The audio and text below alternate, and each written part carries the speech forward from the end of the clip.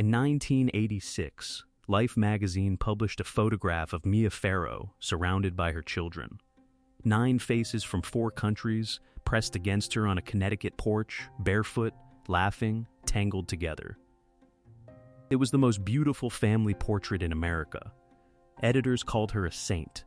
Columnists called her brave. The adoption agencies called her their greatest success story. But 3 of those children are now dead.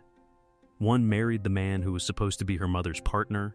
One has spent 30 years asking the world to believe what happened to her in an attic. And one chose his father's side and never came back. This is the story of the systems that built that photograph and the children it consumed. Chapter 1. The girl who survived everything except her family. Before Mia Farrow became the most photographed mother in America, she was a 9-year-old in a polio ward, completely alone. The year was 1954. Los Angeles was in the grip of summer, and the hospitals were full. Maria de Lourdes Villiers Farrow lay in a bed at Los Angeles General, separated from her 6 siblings, separated from her parents, separated from everything that a child understands as safety. The isolation protocol for polio patients was absolute. No visitors, no contact. She could hear other children crying through the walls. Some of those children would not leave the ward alive. She was 9 years old, and the world had decided that to save her body, it would first have to take away every person she loved. This was not her first lesson in abandonment. But it was the one that stayed. The household she came from looked, to the outside world, like a fairy tale. Her father was John Farrow, an Australian-born film director who had won an Academy Award for screenwriting. Her mother was Maureen O'Sullivan, the actress best known for playing Jane opposite Johnny Weissmuller's Tarzan in 6 films across the 1930s. They lived in Beverly Hills. There were 7 children. The house was large, Catholic, and famous. On Sundays, the family attended Mass together. On weekdays, John Farrow directed pictures for Paramount. The neighbors saw a model Hollywood family. The neighbors saw what they were supposed to see. But John Farrow was 2 men. The public version was charming, literate, devout. He converted to Catholicism with the zeal of a man who needed rules he could quote, while breaking every one of them. He wrote books about Thomas More and the papacy. He attended confession. The private version drank heavily and unpredictably. He raged at his wife. He carried on affairs so openly that the industry gossip columns, which in the 1950s protected directors far more than they exposed them, still could not entirely suppress the rumors. Maureen O'Sullivan endured. That was what Catholic wives in Hollywood did in that era. They endured, and they smiled for the cameras, and they told the children that Daddy was tired. Mia watched. She learned young. A beautiful surface could contain almost anything. A family portrait could be a lie told in color. The polio left her weakened but alive. She returned to a household that had barely registered her absence. There were too many children, too much chaos, too much of her father's volatility to make room for one daughter's quiet terror. She grew thin and watchful. She read constantly. She developed the enormous eyes and the fragile frame that would later make her famous, and that the cameras would interpret as ethereal beauty rather than what it actually was, the body of a child who had learned to take up as little space as possible. Then, the losses began to accelerate. Her brother Michael, the sibling she was closest to, died in a plane crash in 1958. He was 19 years old. She was 13. The family absorbed the blow the way it absorbed everything, silently, behind closed doors, with rosary beads and whiskey, and the understanding that grief was a private matter. No therapy, no counseling. This was the 1950s. Children were expected to recover from devastation the way they recovered from the flu, quietly, on their own, without making a fuss. 4 years later, in 1963, her father died of a heart attack. She was 17. The director, the disciplinarian, the man whose approval she had spent her childhood trying and failing to earn. Gone, Maureen O'Sullivan was left with 7 children and a modest estate. The golden age of Hollywood had treated its directors well, but not their widows. The residuals were smaller than anyone expected. The Beverly Hills house felt empty in a new way, and Mia, at 17, made a decision that would define the architecture of her entire adult life. She would not wait to be rescued. She would go to where the power was. She would attach herself to it, and she would survive. She could not have known that this strategy, born in a polio ward and refined by grief, would carry her through 3 marriages to powerful men, through the construction of the largest adopted family in American public life, and through a catastrophe that would destroy half the people she loved. She only knew what the hospital had taught her. When the world takes everything away, you hold on to whatever is closest. And you never let go. What she did not yet understand was the cost. Holding on is a survival skill. It is not the same thing as love. And the difference between those two things would take 40 years to become visible. Chapter 2, 3 Husbands and the Price of Being Chosen. Frank Sinatra served her divorce papers on a film set because she had committed the unforgivable sin of working. The year was 1968. Mia Farrow was 23 years old and standing on the Paramount lot in Los Angeles, filming Rosemary's Baby for Roman Polanski. She had been on set for weeks. The shoot had run long, as Polanski's shoots always did, because the director was a perfectionist who would print 40 takes of a single reaction shot if the light in the actress's eyes was not precisely what he wanted. The role would make her a star. It would define her screen image for a generation. The pale, enormous-eyed young wife trapped in an apartment where everyone around her is conspiring against her and no one will believe what she knows to be true. She did not know, when Sinatra's lawyer walked onto the set with the manila envelope, that she was also filming the most accurate metaphor for her own life that Hollywood would ever produce. She had married Sinatra in 1966, in a Las Vegas ceremony that lasted 5 minutes. She was 21. He was 50. The age gap was not unusual for the era. Powerful men in their 50s married beautiful women in their 20s the way they bought new Cadillacs as confirmation of their status. What was unusual was Sinatra's expectation of total possession. He wanted a wife who would travel with him, sit in the front row of his Las Vegas shows, and abandon any ambition that might compete with his schedule or his ego. He told her that her career would be unnecessary. He would provide. All she had to do was belong to him. When Polanski's film ran over schedule and Farrow refused to leave the production, Sinatra did not negotiate. He did not ask.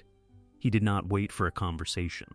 He sent a lawyer to a film set in front of the crew to hand his wife divorce papers. The message was not subtle. You chose work over me. You are no longer mine. The divorce settlement tells you everything the gossip columns would not. Sinatra's net worth at the time was estimated at over $50 million. He owned real estate across the country. He earned millions per year from concerts, recordings, and film appearances. Farrow received a settlement that was, by any equitable measure, negligible. She had no lawyer advising her to fight for a larger share. She had no financial advisor calculating what she was owed for the years she had spent as his wife, his ornament, his possession. She was 23, and she had been married to one of the most powerful men in the entertainment industry, and she walked away with almost nothing. This was not an accident. This was how the system worked. The powerful man chose. The chosen woman was grateful. And when the arrangement ended, she was expected to leave quietly and without complaint. She did. Within 2 years, she was in London, married to Ander Previn.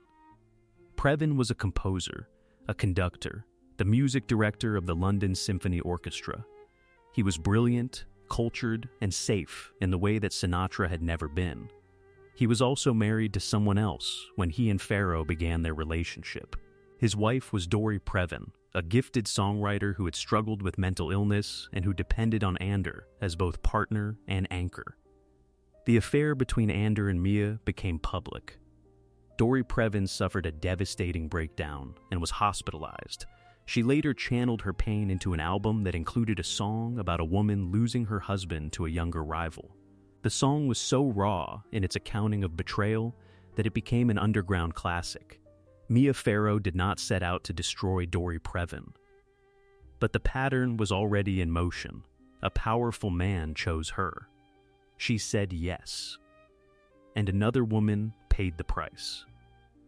The system did not require malice from anyone involved. It only required that young women be available and older men be unchecked, and that no one count the cost to the women left behind.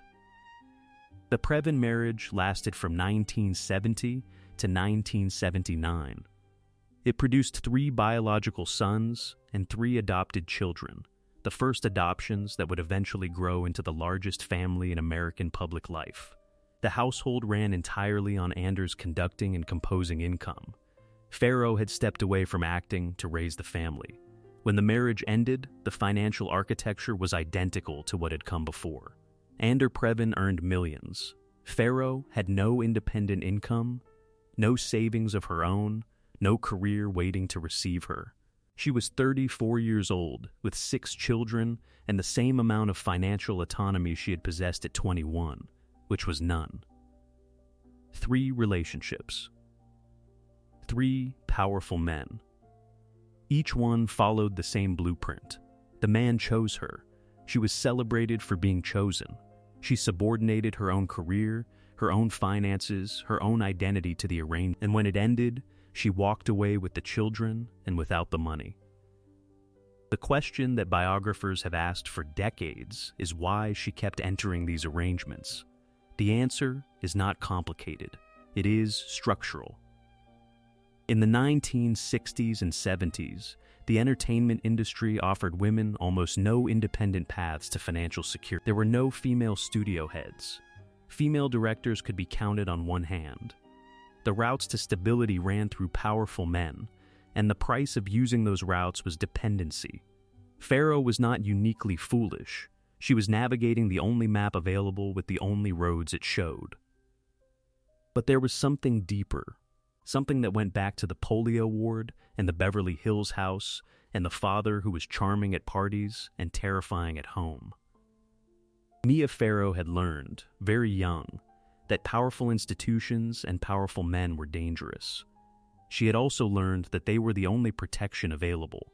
This contradiction would govern every major decision she made for the next 30 years, and the most consequential of those decisions was already underway. Hashtag Chapter 3, the most beautiful family in America. By 1985, magazine editors were calling her home in Connecticut the most radical household in the country. The image was extraordinary. A rambling farmhouse in Bridgewater, Connecticut, set on acres of green. A slender woman surrounded by children of every complexion, biological sons with Ander Previn's features, adopted daughters from Korea and Vietnam, a blind boy, a boy with leg braces from polio, blonde toddlers, and dark-haired teenagers all crowded together on the same wooden porch. The magazines came one after another. People, Life, Vanity Fair. Time, the photographs showed laughter and mud and bare feet and beautiful chaos. America looked at Mia Farrow's family and saw a progressive miracle. A white woman in affluent Connecticut who had built a multiracial, multinational household through sheer force of compassion. That was the image. The reality behind it required more than compassion, and it was not receiving it. By the mid-1980s, Farrow's partnership with Woody Allen had become the central axis of both her professional and personal life. They began their relationship around 1980, after meeting at a dinner party hosted by mutual friends. He was 44. She was 35. Unlike her previous relationships, this one was defined from the start by its unusual domestic structure. They never married. They never shared a home. Allen kept his penthouse apartment on the Upper East Side of Manhattan. Farrow kept the Connecticut farmhouse and a smaller apartment across Central Park from Allen's. They maintained separate daily lives that overlapped primarily on film sets and during carefully scheduled visits with the children. The arrangement was described in magazine profiles as sophisticated. Bohemian, enlightened, what it actually was, in financial and legal terms, was a relationship that gave Farrow none of the protections of marriage, while giving Allen the full benefits of a domestic partner and a leading actress who worked for a fraction of her market value. Between 1982 and 1992, Farrow appeared in 13 of Allen's films. She was paid approximately $200,000 per film. Her total earnings from the most productive professional collaboration of her career were roughly $2,600,000 over the entire decade. These were not obscure art house experiments seen by nobody. Hannah and her sisters grossed over $40 million domestically and won 3 Academy Awards. The Purple Rose of Cairo was a critical sensation. Broadway Danny Rose, Radio Days, Crimes and Misdemeanors, film after film that relied on Farrow as the central presence, the emotional anchor, the reason audiences connected with Allen's cerebral scripts. She received no profit participation, no producing credit, no back-end compensation of any kind. Her annual income from these films, in a household where she was raising as many as 10 children at a time, many with significant medical and developmental needs in one of the most expensive regions in the country, was $200,000 before taxes, agency commissions, and legal fees consumed their share. Meanwhile, the family grew and grew. Allen adopted Dylan with Farrow in 1985. He later adopted Moses. But for most of the other children, Allen maintained a careful emotional distance. He did not function as their parent. He did not support them financially beyond what flowed through his relationship with Farrow. Several of the children would later describe him as a remote and disinterested figure who showed little interest in the daily reality of therapists, tutors, medical appointments, physical therapy sessions, and the 1,000 small emergencies that defined life in a household of children who had arrived from orphanages and war zones carrying trauma that the adoption agencies had never bothered to document. The cost of maintaining this family was enormous. Specialized schooling for children with visual impairments could cost $20,000 or more per year. Physical therapy for children with polio required multiple weekly sessions. Occupational therapy, speech therapy, and the mental health counseling that children adopted from institutions desperately needed added thousands more. 14 children in the New York metropolitan area, where private schooling alone ran $15,000 to $25,000 per child per year, where medical specialists charged $200 to $400 per session, where a household of that size demanded full-time domestic help. Against all of this, Farrow's income from the most productive decade of her career, roughly $260,000 per year before deductions. She did not complain publicly. The image demanded gratitude and joy and the appearance of abundance. The magazines wanted the barefoot children on the porch. They wanted the saint. They did not want to hear that the saint was financially strained, that the saint's partner treated her like a contract player from the old studio system, that the saint's children needed more therapeutic support than one woman and a below-market salary could provide. And yet the image held. It held through the late 1980s and into the early 90s. It held through 13 films and 10 adoptions. It held because America needed it to hold. The photograph of the multiracial family on the Connecticut porch was proof that love conquered everything. Poverty, war, disability, race, the failures of nations. It was the most beautiful lie in the country. What the photograph could not show was that every system holding this family together was already failing. The adoption agencies had placed children without adequate histories. The film industry had structured Farrow's compensation to ensure dependency. The legal framework of an unmarried partnership offered no safety net, and the man whose films funded the household was about to detonate everything. The cracks were there. America was choosing not to see them. Hashtag Chapter 4, the industry that sold children from war zones. The agencies that placed 10 children in Mia Farrow's home kept almost no medical records because the system was never designed for the children. To understand what happened to the Farrow family, you must first understand the international adoption industry that constructed it. And to understand that industry, you must start with a plane crash. On April 4th, 1975, a United States Air Force C-5A Galaxy transport aircraft took off from Tan Son Nhut Air Base outside Saigon. The plane was the largest in the American military fleet, a cargo aircraft designed to haul tanks and artillery. On this flight, it was carrying over 300 people. Most of them were infants and young children, strapped into cardboard boxes that had been repurposed as makeshift seats, held in the arms of escorts, or laid in rows on the cargo floor. They were part of Operation Baby Lift, a massive American effort to evacuate orphans from South Vietnam in the final chaotic days before the fall of Saigon. 12 minutes after takeoff, the rear cargo doors blew out.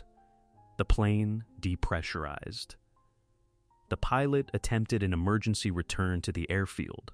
He almost made it. The plane crashed in a rice paddy 2 miles short of the runway. Over 130 people died. Most of them were children. The crash was a catastrophe. It was also a symbol. Operation Baby Lift moved nearly 3,000 children out of Vietnam in the span of a few weeks during April of 1975. The urgency was real. Saigon was falling. The North Vietnamese army was advancing from the north and the west. American military personnel were destroying documents and preparing for evacuation. But the speed and chaos of the operation meant that basic safeguards collapsed. Medical records were lost or never created, birth certificates were fabricated, parental consent was unclear or absent in dozens of cases. Some of the children being evacuated were not orphans at all. They had living parents who had placed them in orphanages temporarily, a common wartime practice, with the expectation of reclaiming them when the fighting ended. The fighting ended. Their children were in Cleveland, in Minneapolis, in suburban New Jersey. Gone, this was the system that produced several of the children who would eventually live in Mia Farrow's Connecticut farmhouse. This was the industry America trusted with its most vulnerable imports. The international adoption industry in the 1970s and 80s operated on a set of assumptions that have since been demolished by decades of clinical research. The central assumption was simple, seductive, and wrong. A loving Western home was inherently superior to an institution in a developing country. Love would heal trauma. A stable family would replace whatever had been lost. The child's past could be left behind, like luggage on a tarmac.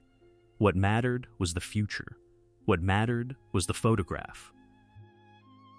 Attachment theory research, which was already well established in the developmental psychology literature by the early 1970s, told a profoundly different story.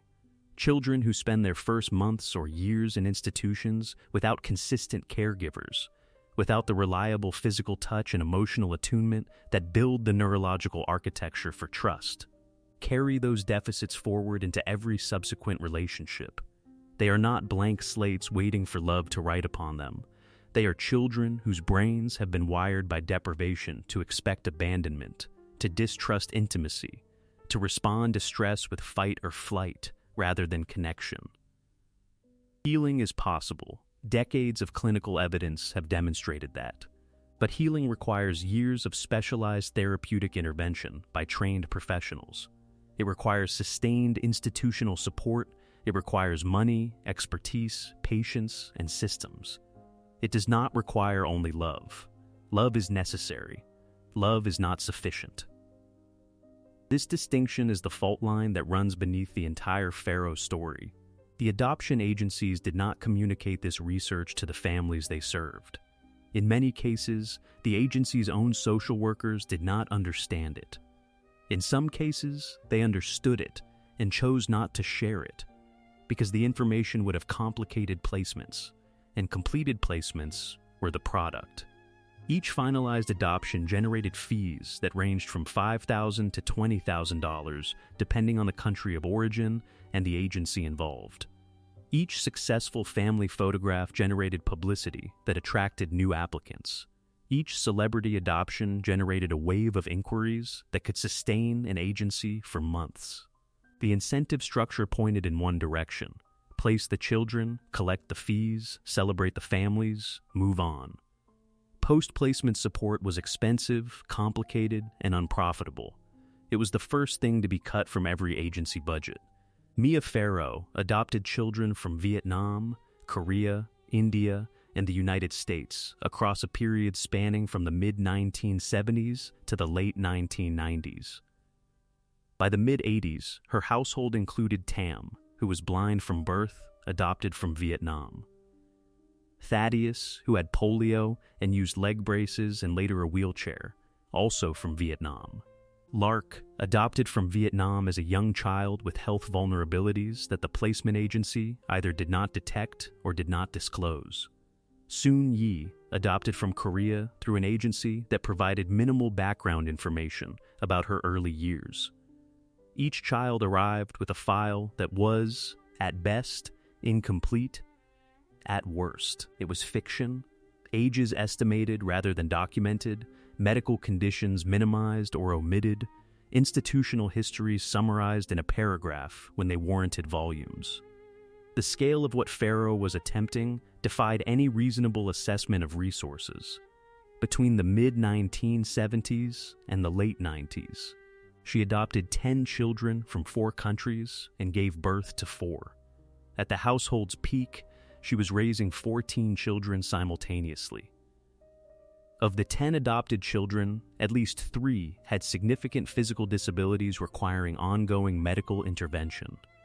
An unknown number carried deep psychological trauma from institutionalization, abandonment, and the chaos of wartime displacement. The estimated annual cost of adequately supporting these children, including specialized education, medical care, physical and occupational therapy, adaptive equipment, and mental health services, would have been conservatively $300,000 to $500,000 in 1980s dollars. Farrow's annual income from her work with Allen was $200,000 before taxes, commissions, and the expenses of maintaining 2 residences. The arithmetic did not work, and the agencies that had created this situation did not care, because caring was not in the contract. Their contractual obligation ended at placement. Post-adoption support in the 70s and 80s was virtually non-existent for international adoptions. Once the paperwork was signed and the child was delivered, the agency's involvement was complete. There were no mandatory follow-up visits, no required developmental assessments, no system to ensure that the enormous therapeutic needs these children carried were being identified and met. The family was on its own, armed with love and a photograph and the dangerous American faith that these 2 things were enough. Farrow believed, as the system told her to believe, that love would be sufficient. She was not naive, she was not callous. She was a woman operating inside a system that told her, repeatedly and with institutional authority, that she was performing the most generous act a person could perform. The system did not mention that the act required resources it had no intention of providing. The children arrived, they filled the farmhouse, the photographers came, and underneath the image, silently, the damage was compounding. Chapter 5, the filmmaker who paid her like a contract player. Over 10 years and 13 films, Woody Allen paid Mia Farrow roughly $2,600,000 total, with no back end and no credit, while his films earned hundreds of millions. To understand how this was possible, you need to understand 2 economic systems: the structure of independent filmmaking in the 1980s, and the specific way that Woody Allen organized his professional empire to maximize his own creative control and financial advantage. Allen was not a studio director working within a corporate hierarchy. He was an auteur who had negotiated one of the most extraordinary deals in the history of American cinema. Beginning in the late 1970s, first with United Artists and later with Orion Pictures, Allen secured a level of creative autonomy that no other working filmmaker enjoyed. His financing arrangements gave him final cut on every picture. He had total authority over casting. He kept his scripts secret until production began, sometimes not even showing the full screenplay to his actors. No studio executive approved his creative decisions. No producer overruled his budget allocations. No marketing department influenced his artistic choices. This was celebrated in profile after profile as the triumph of art over commerce. It was also a system with no external checks, no accountability, and no independent advocate for the people who worked within it. Within this system, Farrow occupied a position that was simultaneously essential and expendable. She appeared in 13 consecutive Allen films between 1982 and 1992. She played the romantic leads. She carried the emotional weight of the narratives. She was, by any honest commercial or artistic assessment, the co-author of the work's emotional impact. Hannah and Her Sisters, the film most critics consider Allen's finest achievement of the period, is unimaginable without her performance. She played 3 distinct registers of human vulnerability in a single film. It grossed over $40 million domestically, against a production budget of approximately $6 million. The Purple Rose of Cairo grossed over $10 million domestically. Broadway Danny Rose, Radio Days, September, Another Woman, Alice, Husbands and Wives, picture after picture in which Farrow was the reason audiences connected emotionally with Allen's intellectual and comedic frameworks. For this body of work, she was paid as a hired performer with no leverage, $200,000 per film, with no adjustments for inflation over the decade, no profit participation, no producing or co-writing credit despite her creative contributions, and no contractual guarantee of employment on the next picture. Each film was a separate engagement. She could be replaced at any time, for any reason, with no legal recourse. She could not negotiate from strength because there was nothing to negotiate with. Allen was her sole employer.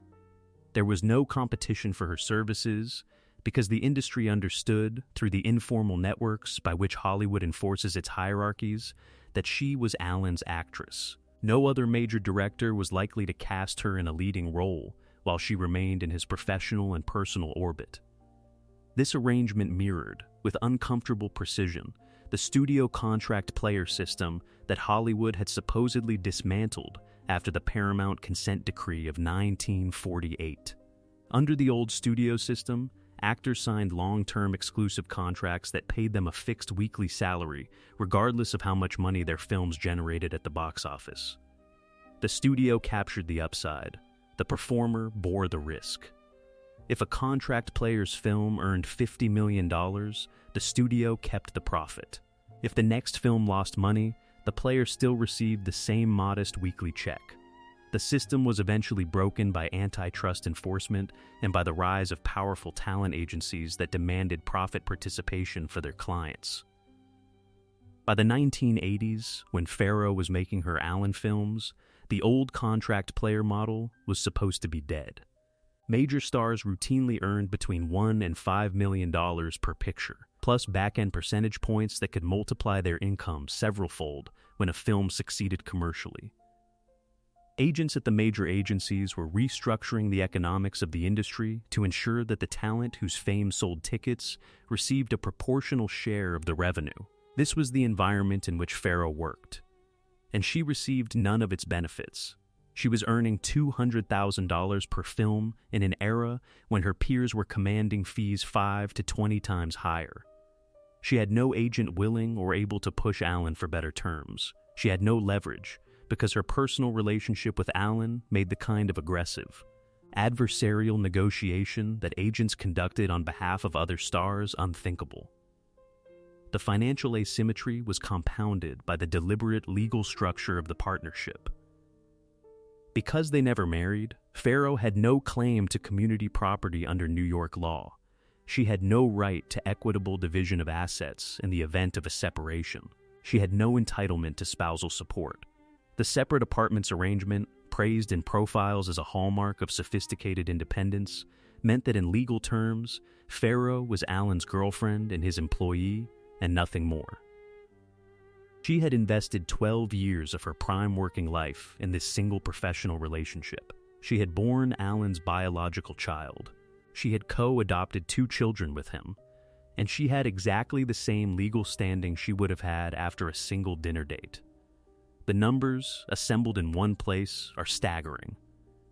Alan's films during the Farrow period generated a combined domestic gross estimated at well over $200 million.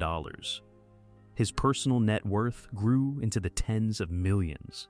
He owned a Manhattan penthouse. He maintained a lifestyle of considerable comfort.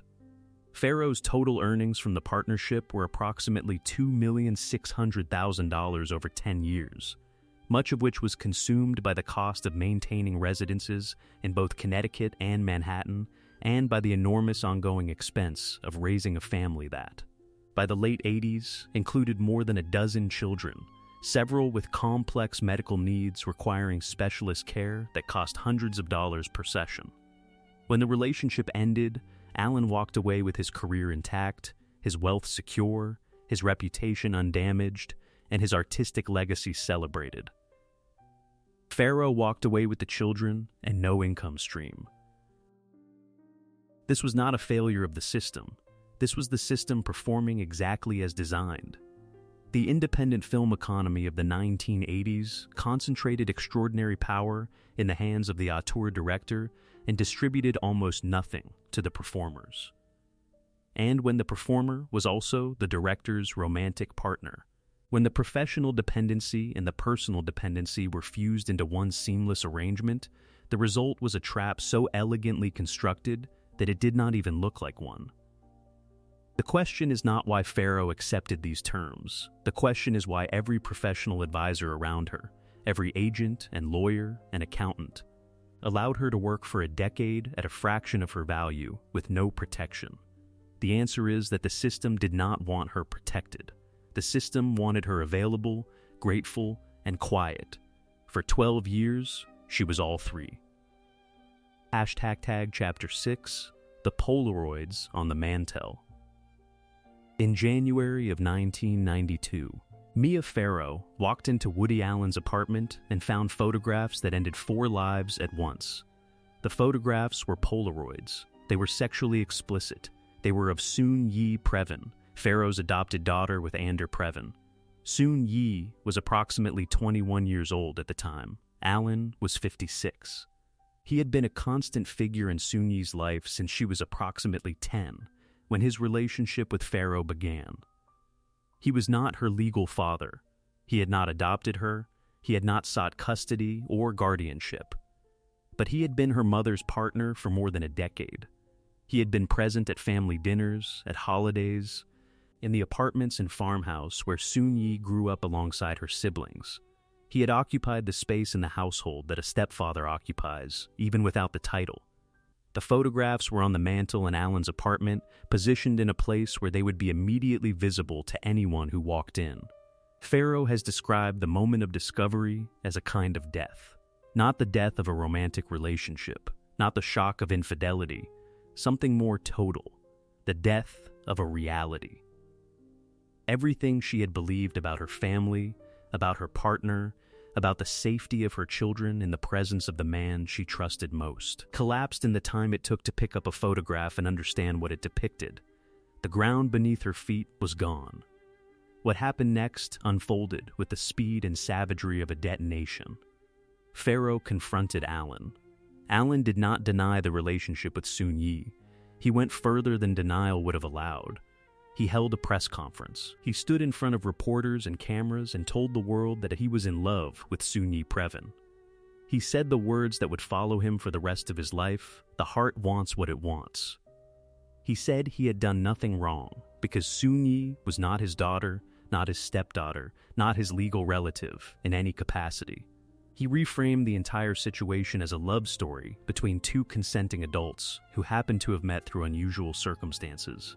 He dared the world to object. The world, for the most part, did object. But the objection was strangely muted and remarkably short-lived. The press covered the story as a scandal, but the coverage was laced with ambiguity. Was this abuse? Was this a betrayal? Was this, as Allen insisted, merely an unconventional romance between adults? The categories blurred and slid into one another because the legal framework that would have clarified them did not exist. Allen had never married Farrow. He had never adopted Soon-Yi. He had never been her legal guardian. The careful, legal distance he had maintained for 12 years, the distance that profiles had praised as bohemian and sophisticated, now functioned as his primary defense. He had structured the relationship to give himself maximum freedom and minimum obligation. And when the crisis arrived, that structure held perfectly. For Soon-Yi, the narrative was more complicated and infinitely more damaging than any press conference could convey. She was approximately 21 years old, legally an adult, capable of consent in the eyes of every court. But she had been adopted from Korea as a young child, likely around 6 or 7 years of age, from conditions of significant deprivation. She had spent her earliest years in an environment that the adoption records, thin as they were, described as severely lacking. She arrived in the Previn household with developmental delays that persisted through adolescence. Multiple accounts from family members and school professionals described a shy, socially uncertain young woman who struggled academically and found the social dynamics of American teenagehood bewildering. The power differential between her and Woody Allen was not simply one of age. It was a differential of fame, wealth, cultural authority, worldly sophistication, and the specific relational dynamic of a man who had functioned as a quasi-parental figure during her most formative years. None of this mattered to the legal system. Two adults had entered a relationship. The law had nothing further to say. For the Farrow household, the discovery of the Polaroids was an extinction-level event.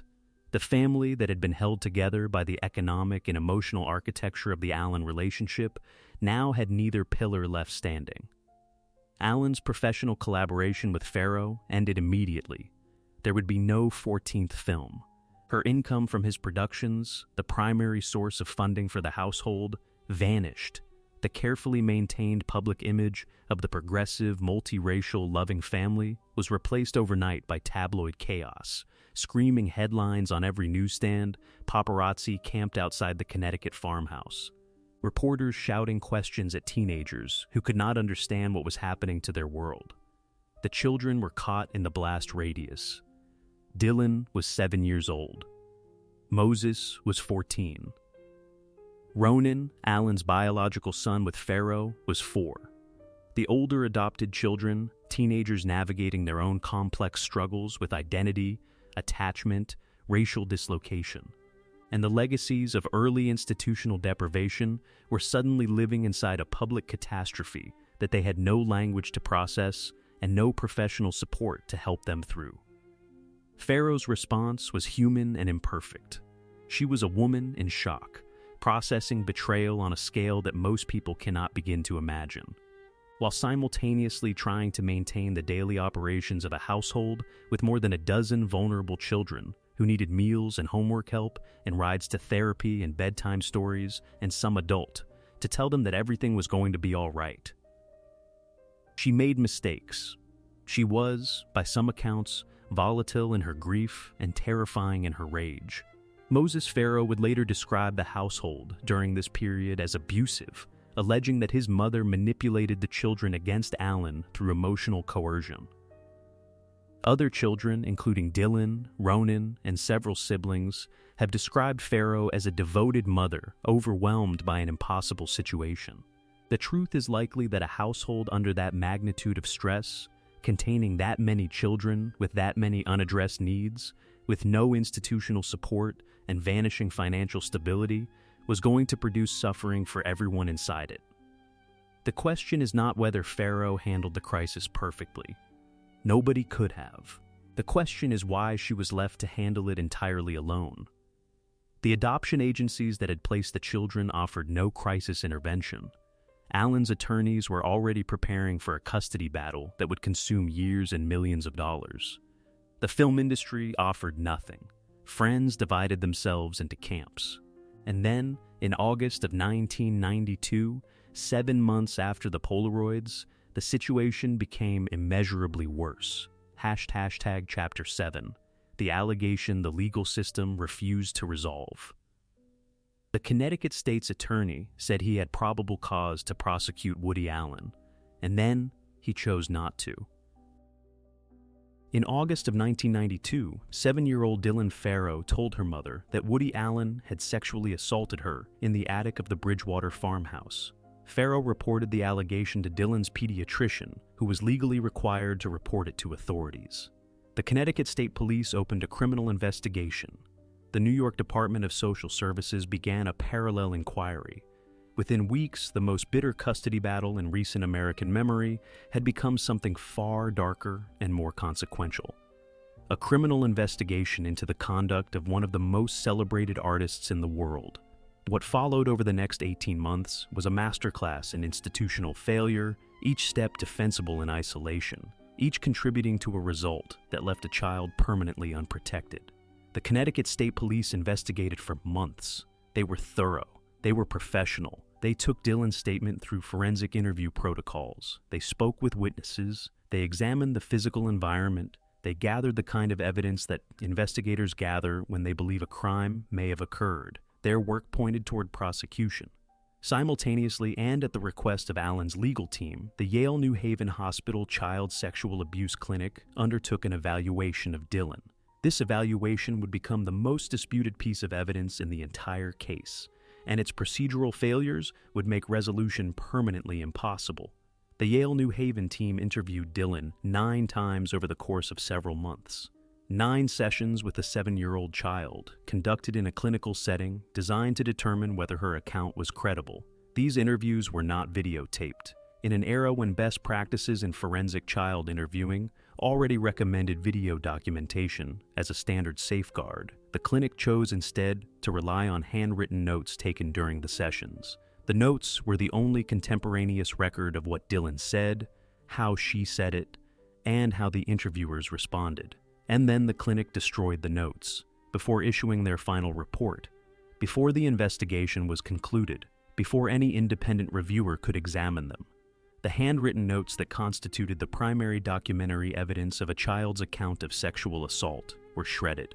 The final report, issued without the supporting documentation, concluded that Dylan had not been molested and suggested that she may have been coached or influenced by her mother or by the family's nanny. The report was signed by the supervising physician. That physician had not been present for the actual interviews. The clinicians who conducted the sessions were not the ones who authored the conclusions. The chain of professional accountability was broken at every link. Judge Elliot Wilk, the judge overseeing the concurrent custody proceedings, examined the Yale New Haven report and its provenance. His assessment was devastating. He described the report as sanitized and potentially inaccurate. He noted that the credibility of the Yale New Haven team had been seriously undermined by the destruction of the notes and by the disconnect between the interviewers and the final author. In his custody ruling, he made clear that he found the report unreliable. Despite Judge Wilk's explicit rejection of the Yale New Haven conclusions, despite the state police investigation, despite the accumulated evidence gathered over months of careful work, Connecticut State's Attorney Frank Macco made a decision that would define this case for the next 3 decades and beyond. In September of 1993, Macco held a press conference. He told reporters that he had reviewed the evidence. He announced that he believed he had probable cause to prosecute Woody Allen for the sexual assault of a minor child. And then he announced that he was declining to file charges. His stated reason? He wanted to spare Dylan the trauma of testifying in a courtroom. The decision was presented as compassion. In its effects, it was abandonment. Probable cause is a legal standard. It means that a reasonable person, examining the available evidence, would believe that a crime was more likely than not committed. It is the threshold required to bring criminal charges. It is not a high bar. It is the bar that prosecutors clear routinely in thousands of cases every year. Frank Macco told the public and the press that this bar had been cleared. He said he believed there was sufficient evidence to prosecute. And then he chose not to. The result was a legal limbo that has persisted for more than 30 years. Allen was never tried. He was never acquitted. He was never convicted. The allegation exists in a permanent state of suspension. The combined legal proceedings, spanning the criminal investigation, the custody battle, and the related civil actions, consumed an estimated $7 million in legal fees. The custody case alone generated months of depositions, expert testimony, and judicial proceedings. Judge Wilk ultimately denied Allen custody of all 3 children. His ruling described Allen's behavior as grossly inappropriate and his character as self-absorbed, untrustworthy, and insensitive. Allen was permitted only supervised visitation with Dylan, a restriction that acknowledged the risk while simultaneously refusing to name it in the language of criminal law. For Dylan Farrow, then 7 years old, the message delivered by every institution that touched her life was coherent and devastating. The police believed her enough to investigate. The prosecutor believed her enough to find probable cause. The judge believed her enough to restrict her father's access. But none of them believed her enough to take the next step, to walk into a courtroom and say under oath that what she described had happened, and that the man who did it should be held accountable. The destroyed notes from Yale New Haven Hospital are the single most consequential institutional act in this entire story. Without those notes, no independent evaluation of Dylan's interview testimony will ever be possible. Without them, the case will remain permanently unresolvable. A hospital clinic, specifically entrusted with the forensic evaluation of a child's allegation of sexual assault, destroyed the primary evidence of that evaluation while the case was still active. No clinician was disciplined. No institutional policy was reformed in response. The notes were simply gone. And with them went the last possibility that Dylan Farrow might receive the kind of definitive institutional answer that she had every right to expect. This is what institutional failure looks like in practice. It is not dramatic. It is not a single villain in a single room making a single evil choice. It is a sequence of procedural decisions, each defensible within its own narrow logic, that together produce an outcome in which a child's account of suffering is acknowledged, investigated, found credible enough to support prosecution, and then filed away in a cabinet where it will gather dust for the rest of her life. Chapter 8. The cultural establishment that chose its filmmaker. After the allegation, Woody Allen continued to make roughly 1 film per year, win Academy Awards, and attract the biggest stars in the world. The speed with which the American cultural establishment absorbed the scandal and returned to normal operations is, in historical retrospect, one of the most revealing episodes in the modern entertainment industry. Within 2 years of the allegation, Allen was back at work. Within 5 years, he was receiving award nominations again. Within a decade, the entire affair had been reclassified in the cultural memory as a messy domestic dispute, the kind of unfortunate personal situation that happened to famous people, regrettable but certainly not disqualifying. The consensus was established early and maintained with remarkable discipline. The art and the artist were separate categories. The work could be admired, the personal life could be set aside, and the child could be forgotten. The production numbers tell the story with a clarity that no cultural critic could match. Between 1993 and 2017, a span of 24 years following the allegation and the custody ruling, Woody Allen directed more than 25 feature films. He received additional Academy Award nominations for both writing and directing. He won another Oscar for Best Original Screenplay for Midnight in Paris, a film about nostalgia and the seductive power of the past, a subject he understood with unusual intimacy. His pictures were distributed by major studios including DreamWorks, Sony Pictures Classics, and Amazon Studios. They were financed by investors who saw reliable returns, and they were populated by a roster of leading performers that reads like a catalog of contemporary cinema at its most celebrated. Cate Blanchett won the Academy Award for Best Actress in Blue Jasmine. Penelope Cruz won the Oscar for Best Supporting Actress in Vicky Cristina Barcelona. Scarlett Johansson appeared in 3 Allen films. Owen Wilson, Rachel McAdams, Emma Stone, Colin Firth, Kate Winslet, Javier Bardem. Star after star chose to work with Allen.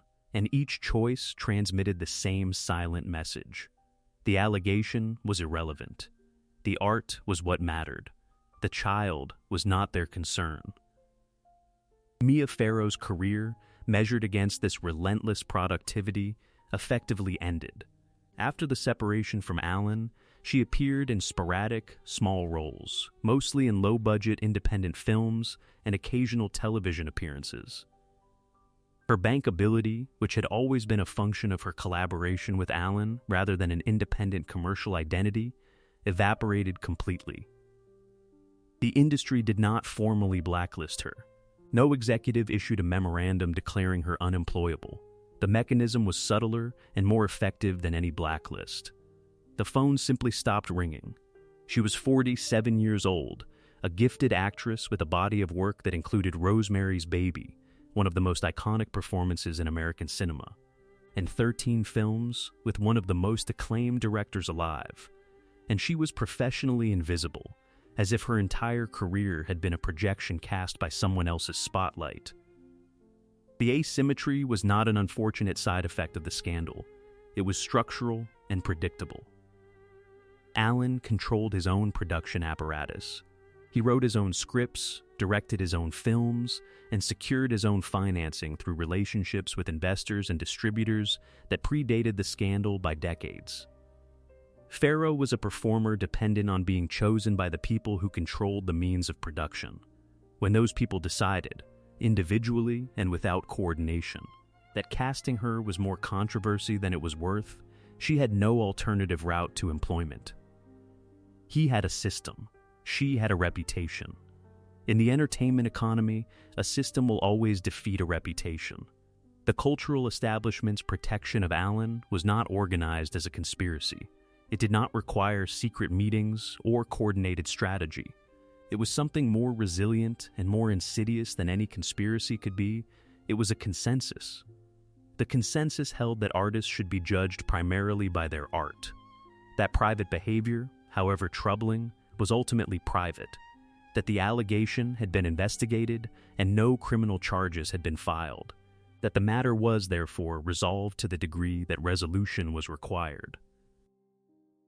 This consensus was maintained across a quarter century by film critics who continued to celebrate Allen's new releases, by festivals that continued to select his films, by studios that continued to finance and distribute them, by talent agencies that continued to staff them with marquee names, and by audiences that continued to purchase tickets. The consensus required active and ongoing maintenance.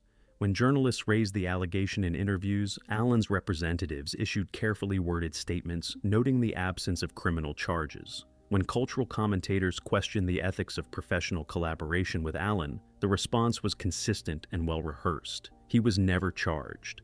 This formulation was technically accurate. It was also morally bankrupt, because the state's attorney had publicly declared that probable cause existed. He was never charged, not because the evidence was insufficient, but because the prosecutor made a discretionary choice not to proceed. The difference between these two statements is the difference between exoneration and abandonment.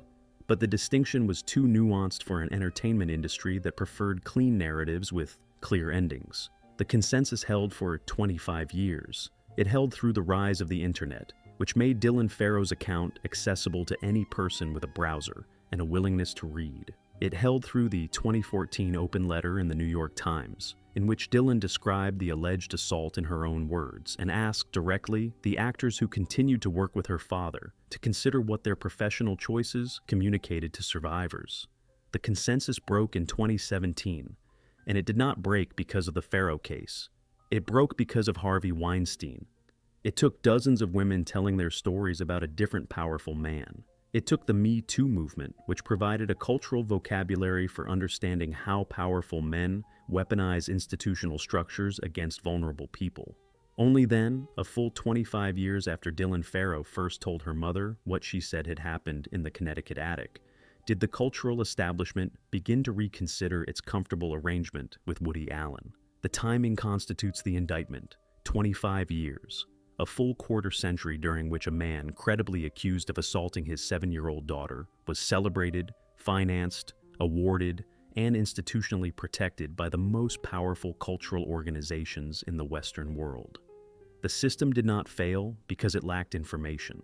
The information was public. The system failed because the information was inconvenient, and the art was profitable, and the child was someone else's problem. Chapter 9. 3 Funerals and a Family, Torn in Half. Tam died at 19. Lark died at 35 on Christmas Day. Thaddeus died at 27 from a self-inflicted gunshot wound. These are facts that most people who claim familiarity with the Mia Farrow story cannot recite. Ask anyone about Farrow, and they will tell you about the Polaroids. They will tell you about the attic allegation. They will mention Soon Yi. They might mention Ronan, but they will not mention Tam, Lark, or Thaddeus, because the systems that were supposed to protect these children were not designed to track their outcomes. And the media culture that turned their family into a spectacle was not interested in the members of the cast who did not advance the central plot. Tam Farrow was adopted from Vietnam as an infant. She was blind from birth or early infancy, a condition that the adoption records, such as they were, noted without elaboration. She arrived in the United States and grew up in the Connecticut farmhouse, one small face among many in the photographs that magazines published with breathless admiration. She attended schools for the visually impaired. She learned to navigate a world that had not been designed for her. She was, by the accounts of siblings who have spoken publicly, a gentle and determined person. She died in 2003 at the age of 19. Her death was attributed to heart failure related to a chronic medical condition. She had struggled with health problems throughout her short life, problems that originated in the deprivation of her earliest months in a Vietnamese institution, problems that the adoption agency had either not detected or not considered relevant enough to disclose to the family that would raise her. Lark Previn was adopted from Vietnam as a young child during the chaotic evacuations of the mid-1970s. She grew up first in the Previn household and then in the Farrow household after the divorce. She was one of the earliest adopted children, among the first faces that helped build the image of the progressive, boundary-crossing family. She died on Christmas Day, 2008, at the age of 35. Reports indicated her death was linked to complications from HIV and AIDS. She had been ill for some time. She was, by several accounts, estranged from portions of her family. She died, according to reporting, that received almost no public attention in circumstances of significant poverty. The girl who had appeared in Life magazine as proof that love could rescue anyone from anything died without the resources that could have extended her life. Thaddeus Farrow was adopted from Vietnam as a young boy. He had polio. He used leg braces as a child and a wheelchair as he grew older. He was one of the most visible children in the famous family photographs, a boy with a wide-open smile and metal on his legs, the embodiment of the resilience narrative that America wanted desperately to believe in.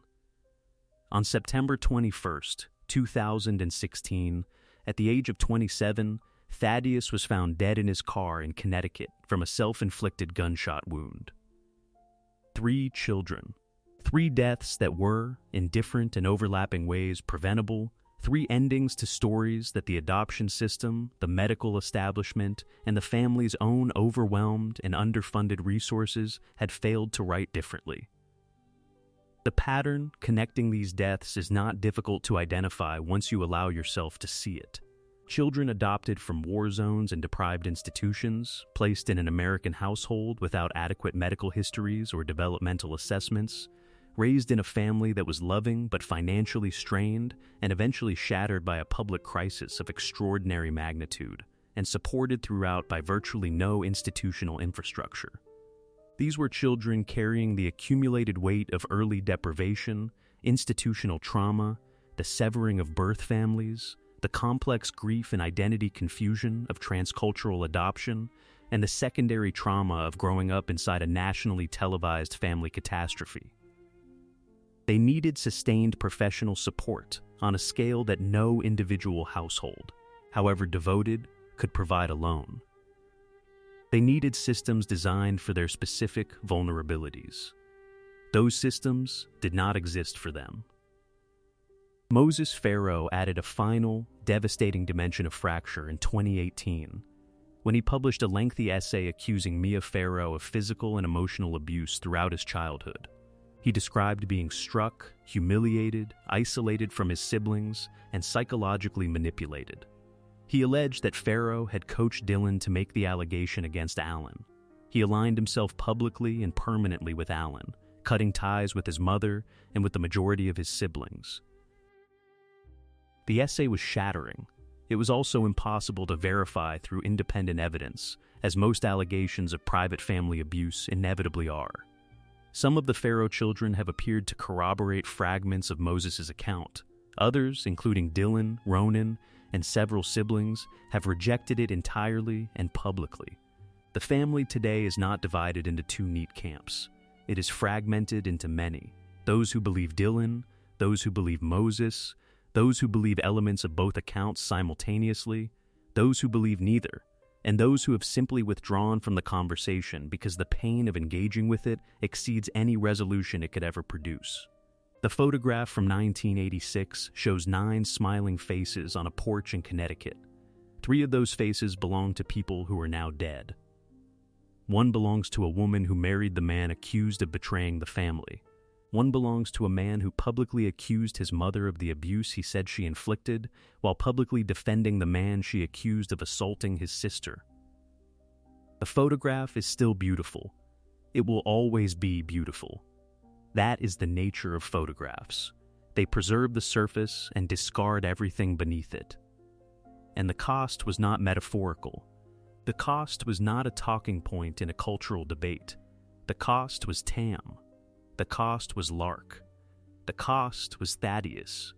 Real people who lived real lives of struggle and pain and occasional joy, who deserved more from every system that touched them, and who received less than almost anyone watching their family's story from a comfortable distance could have imagined. Chapter 10, the son who turned the weapons around. Ronan Farrow watched the legal system fail his sister, and then he became the most feared journalist in America. Born Satchel Farrow in December of 1987, later renamed Ronan, he was the biological son of Mia Farrow and, legally, Woody Allen, though Farrow herself has made ambiguous public statements suggesting that Frank Sinatra may have been the father. Whatever the biology, the environment was unambiguous. Ronan grew up at the epicenter of a family catastrophe. He was 4 years old when the Polaroids were discovered. He was 5 when his sister's allegation of sexual assault became a matter of public record, of press conferences, of tabloid front pages. He spent his formative years watching every institution that was supposed to protect his family either fail in its duties or deliberately look away. He responded by constructing himself into the institution that would not look away. Ronan Farrow's career trajectory reads like an implausible overachiever's fever dream, except that it is real. He entered Bard College at the age of 11. He graduated from Yale Law School. He joined the State Department, working on issues of youth and civic participation in global conflict zones. He was a Rhodes Scholar finalist. He is, by any reasonable measure, one of the most accomplished Americans of his generation. But the work that defined him, the work that felt to observers like the weaponization of everything his family had endured, was investigative journalism. In October of 2017, Ronan Farrow published an investigation in The New Yorker that presented detailed allegations of sexual assault and harassment against Harvey Weinstein by 13 women. The investigation, published days after a parallel New York Times report by Jodi Kantor and Megan Twokey, was a catalyst for the Me Too movement, the largest public reckoning with sexual misconduct by powerful men in modern American history. Farrow won the Pulitzer Prize for Public Service. He was 30 years old. The Weinstein reporting was meticulous, legally vetted, and unmistakably personal in its motivation, even though Farrow maintained professional distance in the text itself. He never drew explicit connections between the Weinstein investigation and his own family's experience. He did not need to. The connection was legible to everyone who read the work. A boy who had watched the legal system find probable cause and decline to prosecute, who had witnessed a quarter-century of institutional protection for the man accused of assaulting his sister, had built himself into the journalistic mechanism that could accomplish what the courts would not: public accountability for powerful men who abused their positions.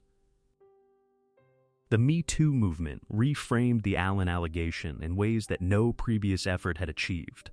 Dylan Farrow's 2014 open letter in the New York Times, which had generated significant attention but no structural change when it was published, was suddenly being read inside a fundamentally different cultural framework. In 2021, HBO aired Allen v. Farrow, a 4-part documentary series that presented the allegation in extensive detail, including home video footage shot by Farrow, court documents that had not previously been made public, and extended interviews with Dylan, Mia, and other family members. The series was devastating. It was also, by definition, incomplete. It could not produce a legal verdict. Nothing can. The statute of limitations expired long ago. The Yale New Haven notes are gone forever. The legal system closed that particular door decades ago and welded it shut. But the cultural verdict shifted noticeably. After the documentary aired, Allen's memoir was dropped by its original publisher after staff walked out in protest. His most recent films struggled to secure American distribution. Actors who had previously worked with him were asked, publicly and insistently, whether they regretted the collaboration. Some expressed regret. Many declined to comment. The 25-year consensus that had shielded Allen did not collapse entirely, but it cracked in ways that were visible and irreversible. The question Ronan Farrow's career poses is whether cultural accountability can substitute for legal justice. The answer is uncomfortable and necessary. It cannot. A Pulitzer Prize is not a conviction. A documentary, however thorough, is not a trial with cross-examination and a burden of proof.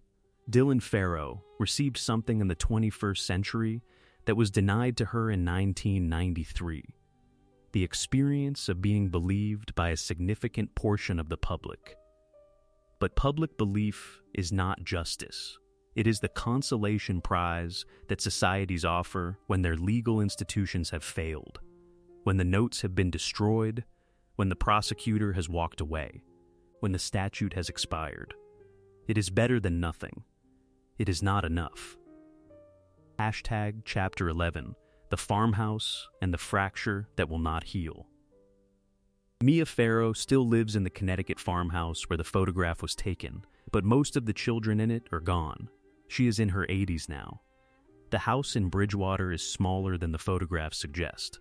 The wooden porch where the Life magazine picture was taken is still there, the boards weathered by 4 decades of New England seasons. The fields around the property are still green in summer, still blanketed in snow in winter.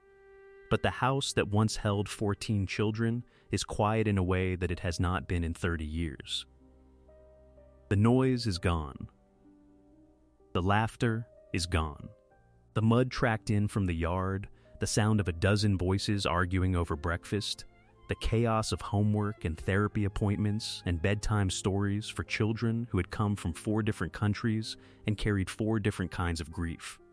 All of it gone. Farrow's public life has continued with a persistence that looks, from certain angles, like defiance, and from others, like the only alternative to collapse.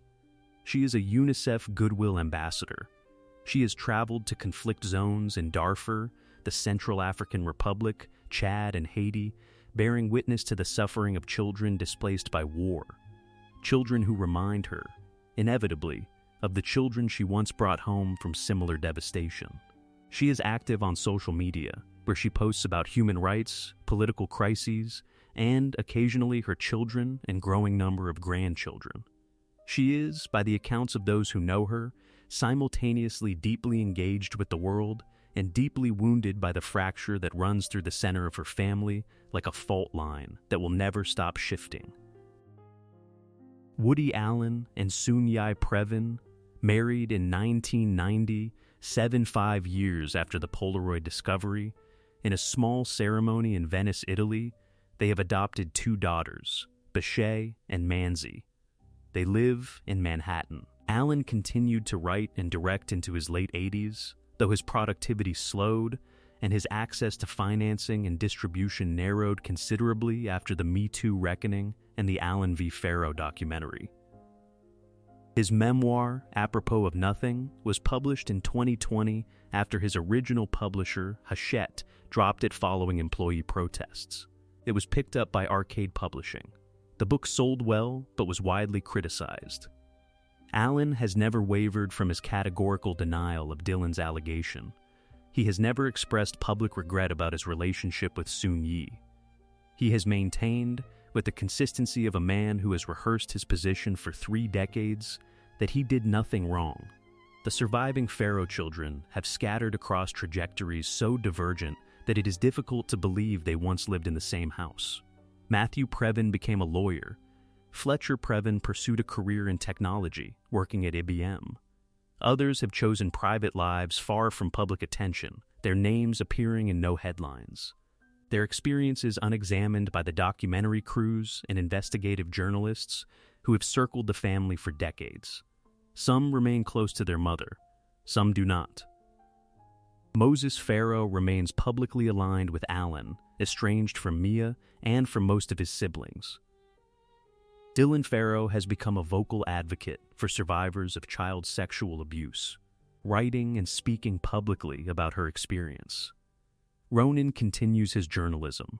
The family is not a family in the way that word is normally understood.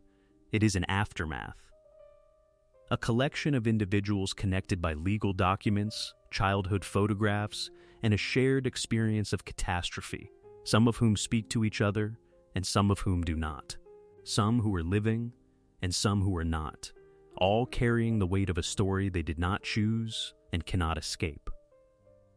And the allegation remains unresolved. It will remain unresolved permanently. The legal system ensured this outcome by declining to prosecute when the evidence was still fresh, by permitting the destruction of the Yale New Haven notes without consequence, by creating a legal vacuum in which probable cause and the absence of a trial coexist forever. There will be no verdict. There will be no closure. Survival is not healing. Mia Farrow survived. Most of her children survived.